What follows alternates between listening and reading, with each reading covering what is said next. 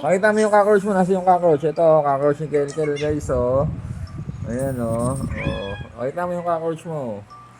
Ganito mo yung cockroach mo para makita nila. Ito, oh. Ayan, oh. Ayan, oh. May cockroach si Kel guys. Ayun, oh. Oh. Ayan, oh. May cockroach si Kel. Di yan takot sa cockroach. Matapang yan. Aray ko. Ayan, oh. May galaro ng cockroach si Kel, oh. Ay! Ano?